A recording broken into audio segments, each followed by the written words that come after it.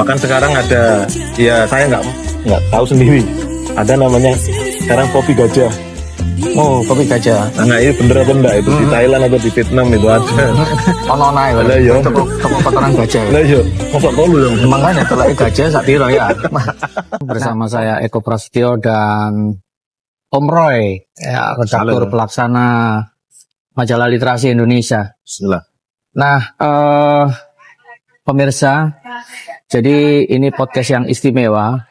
Saya ingin memperkenalkan bahwa Om Roy ini selain sehari-hari sebagai tenaga kehumasan dan jurnalis, beliau juga seorang food vlogger. Spesialisasinya ada di dunia perkopian. Jadi kalau Anda menyaksikan TikTok, Instagramnya di Ar-Rahman Mail, Yes. Ar-Rahman Mail, itu hampir lebih dari 80% itu tentang kopi. Kita akan tanya-tanya. Nah, Om Roy, Halo. kan kopi itu kan sudah menjadi budaya ya. Ya, betul. Apalagi sampean wong Gresik kan, di Gresik itu budaya ngopinya kan kuat sekali. Kental kopinya. Nah, ngopi sing bener iku sakjane koyo apa sih, Om? Iya, sebenarnya. Apakah sekedar ditobrok apa kayak gula apa gatek gula apa sing bener koyo apa? Ya, ngopi sebenarnya selera ya, selera. Sama aja dengan kita makan rawon, makan nasi goreng itu kan ya kesukaan masing-masing ya. Betul. Nah, kalau kopi yang bener memang tanpa gula, baik itu ditobrok maupun dengan metode apapun penyeduhannya. Itu yang bener harusnya tanpa gula. Karena apa? Dengan tanpa gula itu kita bisa mendapatkan esensi dari kopi itu sendiri. Apa yang terkandung dalam kopi itu nanti bisa menjadi bagian dari suplemen untuk tubuh kita. Itu sebenarnya, Om. Nah, sing menarik ini, Om. Iya, Masalahnya kopi itu kan enggak jenisnya kan ada robusta, ada arabica ya. Iya. Robusta itu kan pahit banget ya. Nah, Nah, gatek gula kan kalau enggak pakai gula itu kan ya. pahitnya kan luar Jadi biasa. gini, ini mungkin ada, saya sendiri juga mendapat literasi kenapa kok kopi itu dikasih gula. Nah, itu. Iya. Itu sebenarnya dulu pada zaman ini saya baca-baca ya, dari banyak pengetahuan juga dari sumber-sumber yang lain, termasuk dari juga sharing-sharing teman-teman itu. Karena dulu itu ada kesalahpahaman. Itu disebabkan oleh dulu kan kopi ini kan tidak ada di Indonesia. Nah, ya dibawa dari Brazil. Iya, dibawa Brazil oleh para kolonialis yang VOC. oleh Belanda, oleh Portugis dan lain-lain. Nah, mereka ini kan akhirnya mencoba menanam biji di beberapa daerah. Nah, ternyata di bagian Sumatera itu dulu bisa bagus. Nah, Karena cocok dengan datarannya ya. Cocok dengan tanahnya atau tanahnya subur dan lain-lain. Nah, kemudian karena ini kopi itu kan kalau di Eropa itu kan seperti rempah dan jenisnya itu kan luar biasa mahal. Mahal, betul. Seperti harga emas. Iya, harganya itu melambung. Harganya kan mahal sekali karena didapatkan dari wilayah Nusantara yang luar biasa. Yang jauh juga kan. Yang jauh. Nah, mungkin ongkos produksinya dan lain-lain ya. Nah, dari sana ketika masyarakat oleh penjajah dalam tanda petik saat itu ya, disuruh atau dipaksa untuk menanam kopi, masyarakat ini dibodohi. Apa tuh? Jadi kopi ini kan tujuannya dibikin perkebunan, dipanen, tapi kan diekspor. Diekspor artinya kan dibawa pulang lagi ke Eropa, dijual ke sana. Nah, orang-orang pribumi kan nggak paham ini kopi apa. Ternyata ada yang tahu, ada yang ngerti, itu kan akhirnya, loh kok kopinya kita nggak pernah dicicipi. Nah, atau tidak pernah pokoknya nggak pernah tahu bagaimana rasanya kopi gitu loh. Nah, akhirnya ada masyarakat itu yang mungkin tahu, pengen nyoba gitu loh. Nah, akhirnya kok enak. Bisa, seperti ini, awal mula penemuan kopi itu kan, ternyata kan juga seperti itu. Jadi di kawasan Afrika itu, orang menemukan biji, kemudian dimakan oleh kambingnya, ternyata kambingnya setelah makan itu terengginas. Nah, ini sama orang-orang Indonesia mungkin saat itu loh. Orang-orang pribumi ini nyoba, loh kok khasiatnya seperti ini, kok bisa menimbulkan efek yang luar biasa. Karena kan kafeinnya kan, ini kan mengandung suplemen yang luar biasa bagi tubuh. Nah, kemudian di sisi yang lain, Belanda, wah ini kalau orang Indonesia mungkin saat itu pikirannya gitu, tahu pasti nggak akan disetorkan ke kita ini. Betul, ya. Nah akhirnya apa? Mereka diakali, kopi yang bagus-bagus dipilihi, ini yang dibawa pulang ke Eropa. Sementara orang Indonesia kasih yang jelek-jelek itu supaya rasanya enak, dikasih gula. Oh, ya. Gitu. Wah. Nah itu akhirnya menjadi keterusan sampai sekarang. Nah kalau di Eropa sendiri, kalau di Amerika itu nggak ada kopi yang dikasih gula kan. Paling nggak susu. Iya, ya. Campur susu. Campur. Nah, Kopassus, kopi pakai susu. Ada satu sejarah yang saya juga mungkin Anda juga ingin tahu ya. Dan kebetulan ada pakarnya di sini soal kopi luwak, Om. kopi luwak. Kopi luwak itu kan informasi yang saya peroleh itu dulu itu hanya orang miskin. Ya, sama seperti yang tadi. Jawa Timur daerah Tapal Kuda gitu kan. Itu sebenarnya seperti apa sih? Ya, jadi itu sama seperti yang tadi itu. Jadi mereka ini orang-orang yang kalau dulu perkebunan kopi itu kan eksklusif ya, milik berarti yang menanam orang pribumi, ya. Hasil dan apapun kan diambil semua oleh penjajah itu untuk dibawa pulang. Nah, orang Indonesia tahu rasa kopi awalnya ya tahu dari kopi luwak itu. Kopi luwak itu sebenarnya kan tainya luwak itu. Iya, kan dia makan, ya kan, difermentasi. Iya, kotorannya itu kemudian dibersihin ya. Bukan difermentasi sebenarnya. Jadi secara alami kopi luwak itu ketika luwak memakan biji kopi di dalam perut luwak itu kan terjadi formulasi sendiri kan di sini. Nah, itulah yang dinamakan fermentasi alami. Iya, fermentasi alami di perut luwak itu ya. Ternyata di situ kemudian kotoran ini kan ya jadi tai itu dibuang keluar. Nah, oleh orang-orang yang oleh masyarakat kita saat itu. Wah, ini kan masyarakat kaum bawah. Iya, ini kan ada kopi ya diambil, dibersihkan ya, ya pokoknya dibersihkan lah. Sebenarnya tetap layak. Iya. Dan justru luwak itu kan binatang yang cerdik. Dia kan nggak akan makan kalau makanan itu nggak bermutu. Artinya kopi yang dimakan luwak itu yang berkualitas. Kopi biji yang pilihan. Yang berkualitas. Ya, pasti biji yang manis, yang tua, yang sudah tua. Jadi nggak semua biji kopi dia makan. Iya, pasti biji yang sudah tua, yang merah itu, yang bijinya sudah merah itu. Nah biasanya kan yang mereka nikmati oleh luwak itu kan kulitnya itu, yang bagian luarnya itu, yang manis itu. Mungkin bijinya kan nggak tercela kan? Iya. Keluar ya utuh seperti itu. Jadi sakjane kopi luwak itu kopi dari kotoran luwak. Yes. Tapi kok mahal ya? Nah karena sulit mendapatkannya di mana? Kan tidak setiap hari luwak makan kopi terus kemudian dibuang. Prosesnya yang membuat itu menjadi lebih mahal. Iya, kan carinya kan lama. Nah, tapi kan sekarang ada di Bali, di beberapa daerah juga, di Banyuwangi itu kan dipeternakkan diternakan. Di Sumatera juga ada. Bahkan sekarang ada, ya saya nggak tahu sendiri. Ada namanya sekarang kopi gajah. Oh, kopi gajah. Nah, ini bener atau enggak itu di Thailand atau di Vietnam itu ada. Ono-ono ya. Toko kotoran gajah. Lah iya, mosok kolu yang. Makanya telake gajah sak piro ya. Nah, Om, saya punya pertanyaan menarik nih ya. Sekarang itu kan kopi sudah menjadi gaya hidup ya. Di karangan Gen Z, kemudian orang dewasa juga ya. Betul. Mereka ngopi itu mungkin hanya ikut-ikutan, gaya-gayaan. Nah, Saman punya pesan atau nasihat nggak sih? Ngopi yang benar-benar tulus itu sing koyo betul. Dan kita tuh bisa menikmati kopi yang sejati gitu loh. Iya. Ya kan? Jadi sebenarnya ini bukan bukan tren saat ini sebenarnya. Kalau di masyarakat terutama di daerah saya di Gresik, itu justru ngopi itu kewajiban loh. Oh iya benar, soal warung kopi ku ono ya. Mulai desa sampai hampir setiap kota. gang itu ono warkop dan semuanya rame. Nah, kopi giras istilahnya. Iya kopi. Nah ternyata mereka itu dulu ya teman-teman di sebelum yang saya ketahui ya teman-teman dari pengurus pondok biasanya, kemudian warga sekitar, bahkan kepala desa, cari dan lainnya biasanya. Ngumpulnya ya di warkop itu untuk bahas bahas permasalahan yang ada sebenarnya. Jadi ada nuansa sosial di situ jadi, ya. Di situ mereka saling bertukar informasi. Menarik. Jadi nanti mungkin ada tetangganya yang di sana, oh ini kurang perlu bantuan, mereka diomongkan situ. Kalau mereka kan mungkin sungkan lapor ya orang desa kan. Nah dari situ dari mulut ke mulut waktu ada di warung itu ada permasalahan apa itu akhirnya bisa terselesaikan atau ada solusi. Nah kopi ini sebagai perantara aja, sebagai tempat sebenarnya. Masa kita datang ke tempat itu tanpa beli kopinya?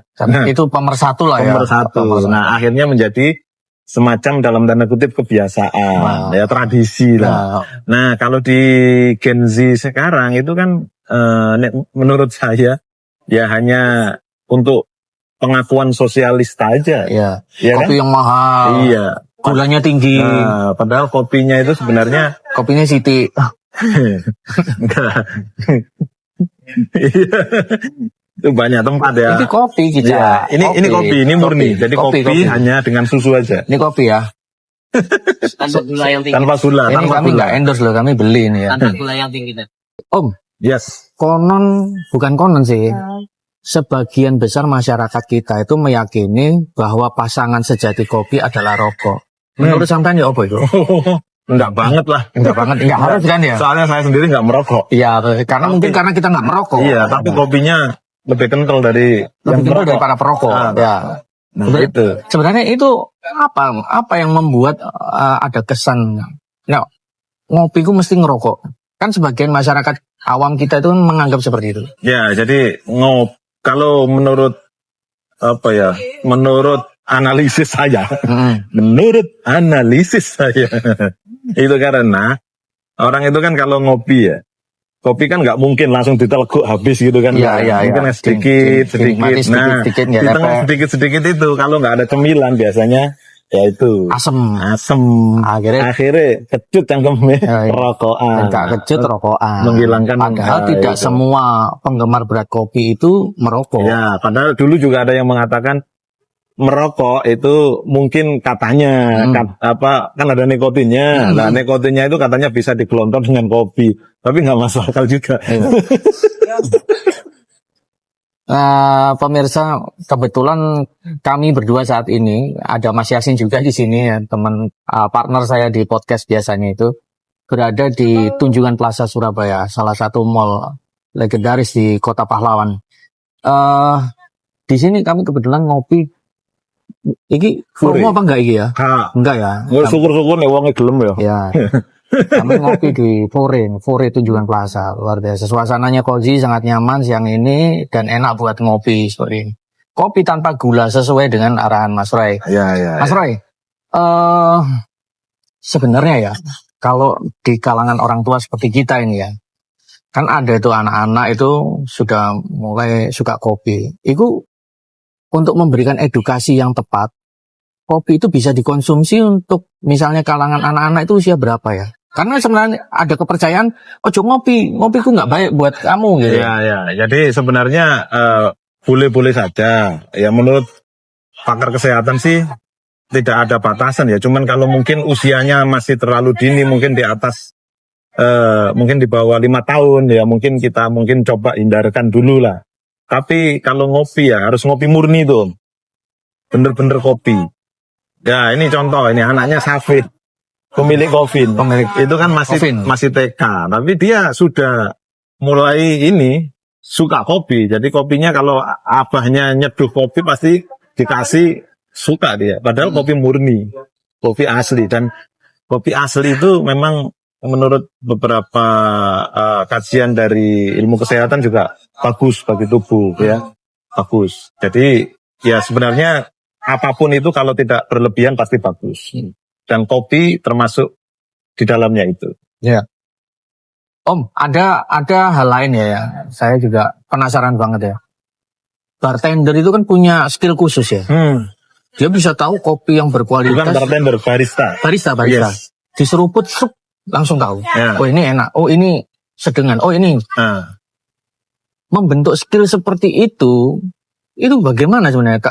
Kayak kita orang awam biar tahu ini kopi enak, ini kopi sedengan, ini kopi nggak enak gitu. Iya. Sebenarnya tidak semua barista menguasai itu. Tidak semua barista. Barista itu sifatnya hanya dia menyajikan kopinya. Ya, mulai apakah itu V60 atau latte atau apa. Nah itu. Kemudian kalau orang yang memiliki skill yang seperti itu biasanya ada tingkatannya. Ada tingkatan grinder lah atau apa gitu loh. Saya sendiri kurang mengikuti itu karena saya memang hanya penikmat kopi ya. Tapi hanya sedikit tahu aja. Tapi betul skill khusus ya memang. Ada skill khusus, ya. Ada sekolahnya khusus. Karena mereka nanti main-main ya. Karena mereka nanti itu memang tujuannya adalah untuk untuk roasterium, untuk rumah-rumah penggilingan kopi itu. Iya, iya. Karena apa? Dengan situ kan mereka mendevelop dari awal. Oh, ini kopi A, B, C, D gitu ya. Nah, ini nanti diolah, kemudian kan ada waktu sebelum di-brew secara atau dijual itu kan dicobain dulu. Iya. Nah, ini ketika dicoba ini nanti ditemukan rasa masing-masing atau kopi, misalnya kopi dari Sumatera, Mandaling, dari mana, di Jawa ada Ijen, di Jawa Barat, Jawa Tengah kan macam-macam beda. Iya. Itu memiliki karakteristik masing-masing, Iya, iya. sesuai dengan daerahnya, sesuai dengan tanah yang ditumbuhi itu. Iya. Nah, dari situ nanti dicicipi itu rasanya. Nanti ada rasa buah, ada rasa Macam-macam lah ya. macam-macam. Iya. Indonesia ini kan sangat kaya dengan varian kopi terbaik ya. Iya, betul. Menurut subjektivitas Om Roy, Yes. kopi terbaik di Indonesia itu kopi apa? Ini menarik. Kopi terbaik adalah kopi yang kita suka. Iya, kan jenisnya ada ono Aceh Gayo, ono Kintamani, ono Ikim. Iya. Kalau secara umum kopi yang paling diminati itu kopi dari Sumatera. Ya, kopi dari Sumatera karena memang datarannya cukup tinggi. Ya. Nah, kalau di wilayah Jawa Timur itu yang paling rame, meskipun Malang itu punya kopi, cuman tidak bisa tenar ya, tidak bisa mendunia gitu. Tapi di Ijen, nah kopi itu Ijen, kopi Ijen. Bondowoso ya. Nah, sekarang itu ada varian kopi yang sebenarnya tidak terkenal, tapi kemarin berkat campuran dari kopi itu menjadi juara dunia nomor 2 kalau nggak salah kemarin. Waktu lomba brewing gitu. Nah, dari mana itu? Itu adalah kopi Excelsa. Kopi Excelsa itu ada di Wonosalam, tapi kemarin yang Wonosalam Jombang. Wonosalam Jombang. Sing bener sampai? Iya, ada. Nah, kemarin itu yang kebetulan yang dipakai itu adalah bukan kopi dari Wonosalam, tapi dari Jawa Barat kalau nggak salah. Tapi jenisnya adalah Excelsa. Jadi sekarang ada kopi itu ada Robusta, adalah kopi yang biasanya yang menurut sampai pahit tadi. Iya, pahit. Kalau Arabica itu cenderung kecut ya. Nah, ini ada varian. Ini sebenarnya katanya Varian baru ya? Sebenarnya ini dulu hasil olah biologi supaya mereka ini tumbuhan ini tahan hama. Tapi basicnya adalah kopi Arabica sebenarnya. Oh, ada kecut-kecutnya ya. Ada Excelsa. Nah, Excelsa ini terkenal banget di Jombang. Jombang terkenal banget, terutama di Wonosalam. Itu sudah dikomersialkan belum ya di masyarakat? Sudah, sebenarnya sudah, cuman memang apa brandnya Om? enggak, kalau brandnya macam-macam banyak. Oh, dari brandnya dibikin Iya. macam-macam ya. Kita pernah dikasih sama Om Roy.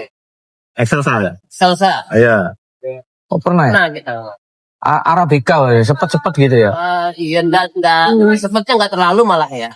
Enggak. Cuman kalau memang apa ya, karena produksinya terbatas masih kan kayaknya. Sepertinya loh. Jadi nggak bisa banyak gitu, nggak bisa booming. Dan memang rasanya memang unik.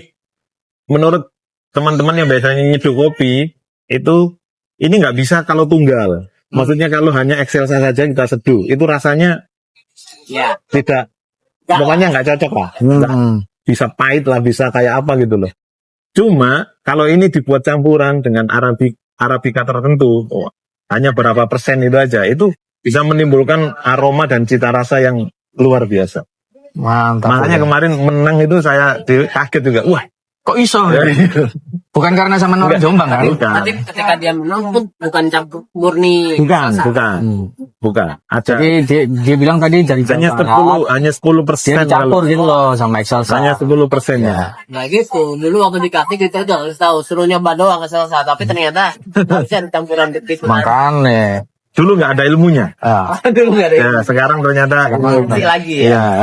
Kayaknya kudu ngirim mana gitu. harus ke Wonosalam ya. Last but not least. Di Wonosalam itu ada kedainya khusus. Nah, itu perlu dicoba. Bukan hanya Excelsa saja, cuman untuk perkebunan yang ada di sana. Sebenarnya kalau kita ngopi sing bener dan bener, itu ternyata juga butuh effort. Saya pernah dikasih pesan kayak gini Om, teman PGRI dari Aceh. Ya. Cara menyeduh kopi Aceh yang betul, itu dicampur air ya, dimasukkan campur sama kopinya, nanti disaring. Iya. Nah kalau sampean sendiri, karena peralatan filternya itu juga mahal ya kan? Ya, ya sebenarnya. Ya sebenarnya apa ya? Sebenarnya itu kan metode aja, Om. Oh metode Dan kayaknya masing-masing lah ya.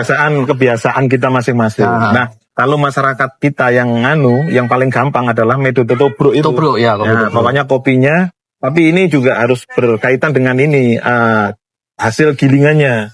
Kalau tobruk itu gilingannya cenderung halus, cuman tidak terlalu halus banget. Nanti kalau halus banget, seperti yang kopi-kopi ada di sasetan itu yang merek-merek tertentu itu biasanya kalau ditobruk kurang bisa pas, karena biasanya mereka itu untuk untuk espresso biasanya. Untuk yang dipres itu loh, untuk yang dimasukkan supaya nanti hasilnya bisa hanya saripatinya aja yang keluar itu. Jadi metode yang paling gampang sebenarnya yang sudah diajarkan oleh orang-orang tua kita di rumah itu tobruk aja. Cuma ada caranya. Jadi kita ambil mungkin 1,5 sampai 2 sendok teh. Sendok makan kopi yang sudah digiling itu kita taruh di di gelas atau di cangkir itu, baru kita beri air ya. Airnya jangan lebih dari 90 derajat. Jadi caranya gimana? Kalau kita memang nggak punya alat ukur ya, setelah kita mendidihkan air, air mendidih itu kan biasanya sudah di atas 100 derajat. Nah, kita biarkan aja selama mungkin 2 menit. Nah, baru setelah itu kita tuangkan. Ya, kalau kopi tubruk, nuangnya langsung aja, pelan-pelan sampai mungkin sekitar 150 sampai 200 mili. Baru setelah itu kita biarkan selama 5 menit. Tidak langsung diminum. Nggak perlu diaduk. Biarkan nanti dia melakukan ekstraksi sendiri. Nah, setelah itu baru kita tekan-tekan itu, kalau memang ada, biasanya kan ada ininya, kuul-kuulnya naik itu kita tekan pakai sendok. Nah, kalau kita sudah turun semua, baru setelah itu kita nikmati. Setelah 5 menit lah. Jangan langsung, nanti langsung rasanya nggak keluar. Nanti ya, cobalah kopi apapun kalau kita tubruk seperti itu, nanti kita bisa tanpa gula ya. Nanti sensasinya dapat bisa menemukan nanti, bisa belajar menemukan rasa kopi yang sebenarnya. Wah, menarik ini pemirsa.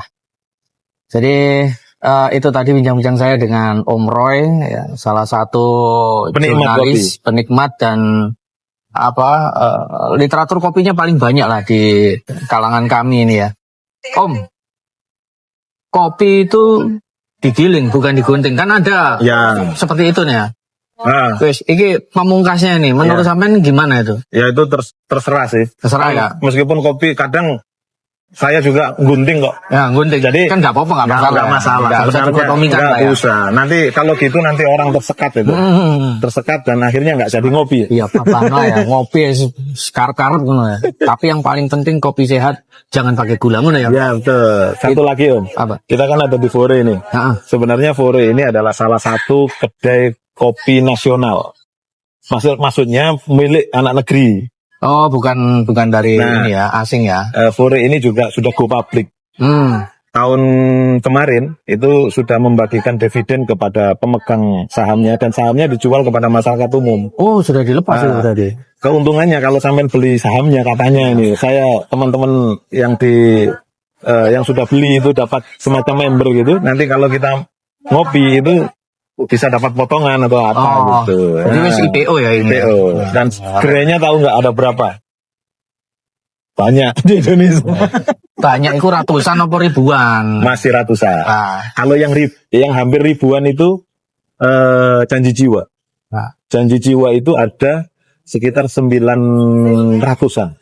Wah, ini mahal kira di endorse kabeh ambek Om Roy ya. 900-an. Kalau skala Starbucks aja kalah. Starbucks itu cuma 250. Ya, Starbucks kan mengalami penurunan skala ya kali ini. Starbucks itu cuma 250 gram. Iya. Terima kasih. Pemirsa, itu tadi bincang-bincang ringan saya bersama Om Roy. Sampai jumpa kembali dalam podcast saya berikutnya. Terima kasih. Salam literasi. Salam literasi.